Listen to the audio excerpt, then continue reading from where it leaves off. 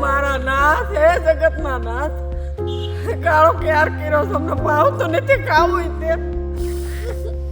નમસ્કાર મિત્રો, કેબિનેટ મંત્રી કુંવરજીભાઈ બાવળિયા સામે ખેડૂત રીતસરના રડી પડ્યા. એમની લાચારી કહો કે પછી એમની બરબાદી કહો, એ દ્રશ્યો પરથી જોવા મળી રહ્યું છે. કુંવરજીભાઈ બાવળિયા એમના વિસ્તારમાં નુકસાનીનો તાગ મેળવવા ગયા અને મહિલા ખેડૂત એમની સામે રડી પડ્યા. એ દ્રશ્યો જોઈને કોઈ પણ ખેડૂત હોય એમને ખબર પડી જાય કે એ બેન કેટલા નુકસાનીમાં હશે, એમના પર શું ચાલી રહી હશે, આવનાર દિવસોમાં એ પોતાના પરિવારનું ગુજરાન કઈ રીતે ચલાવશે. કુંવરજીભાઈ બાવળિયાએ એમની સાથે વાત કરી હતી. મહત્વની વાત છે કે જસદણ વિછા પંથકમાં 16,000 હેક્ટરમાં મગફળીનું વાવેતર થયું છે, 12,000 હેક્ટરમાં કપાસનું વાવેતર થયું છે. તમે સમજી શકો કેટલું મોટું નુકસાન છે. વધુ વાત કરીએ પહેલા સાંભળો રડી રહેલા બેન શું બોલ્યા, કુંવરજીભાઈ બાવળિયાએ શું કહ્યું. હે ભગવાન, આવું હોય? હે મારા નાથ, હે જગતના નાથ, કાળો ક્યાર કર્યો તમને ભાવતો નથી ખાવું તે. કેટલાક દિવસથી આમ તો આખા ગુજરાત, પરંતુ મેં સૌરાષ્ટ્રમાં અમુક જિલ્લામાં આ કમોસમી વરસાદ ખૂબ વધારે પડ્યો છે, જેને કારણે પાકોમાં ખૂબ મગફળી, કપાસ, જુવાર આવા પાકોમાં ખૂબ વધારે પ્રમાણમાં નુકસાન થયું છે. આજે મેં જસદણ વિસ્તારના ભંડારિયા, ભાડલા, વીરપર, દહીસરા વગેરે ગામના ખેતરોમાં જઈને જે મગફળીનું વાવેતર હતું એની જાત નિરીક્ષણ કર્યું. મગફળીમાં 3 પ્રકારનું નુકસાન થયું છે. એક તો જેમણે વાવેતર કર્યું છે મગફળીનું, એ મગફળી કાઢી લીધા પછી મગફળી લઈ ગયા પણ પાલો ખેતરમાં પડ્યો રહ્યો એટલે પલળી ગયો, એટલે એનું ઘાસચારાનું નુકસાન થયું.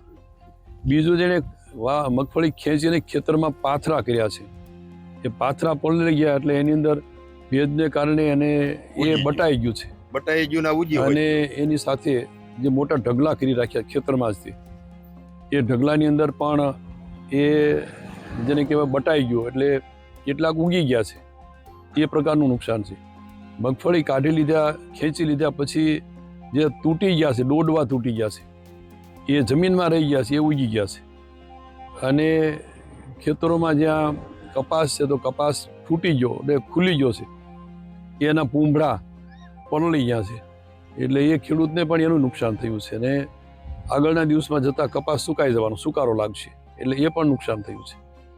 આમ કેટલોક જુવારનો ઘાસચારો કાઢી લીધેલો, કાપી લીધેલો છે, એ કાપેલા ઘાસચારાને હવે ખાવા લાયક રહ્યો નથી.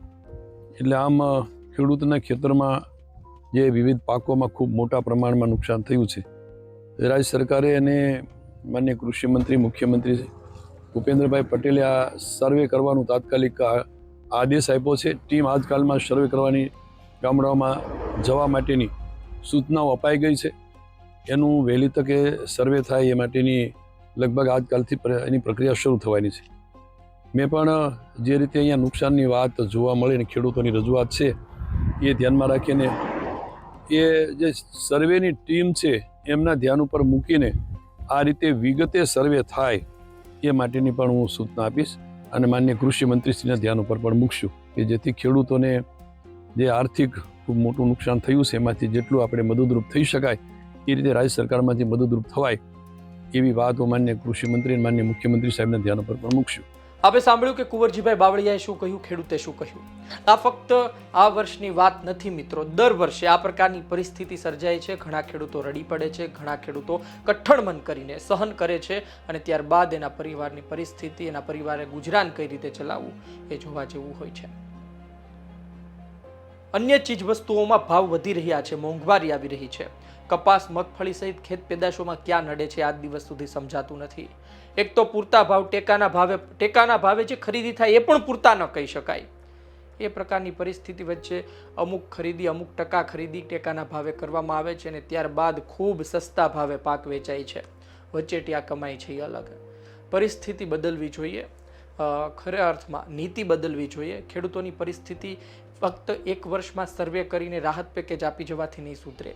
દર વર્ષ સુધારવા માટે દર વર્ષે કંઈક ખેડૂતો કમાય દર વર્ષે, એટલે કે અમુક વર્ષો પછી ખેડૂત ઉપર આવે, ખેડૂતોનું પણ ગુજરાન ખૂબ સારી રીતે ચાલે, એ માટે એક સારી એવી નીતિ બનાવવી પડશે અને ખેડૂતોના લાભનું પણ જોવું પડશે. એમાં પછી ટેકાના ભાવ સિવાયની ખરીદીમાં સરકારે સીધા ખાતામાં નાખવા પડે, ભાવાંતર યોજના જેવું હોય, ભાવ ફેર હોય તો પણ કરવું જોઈએ.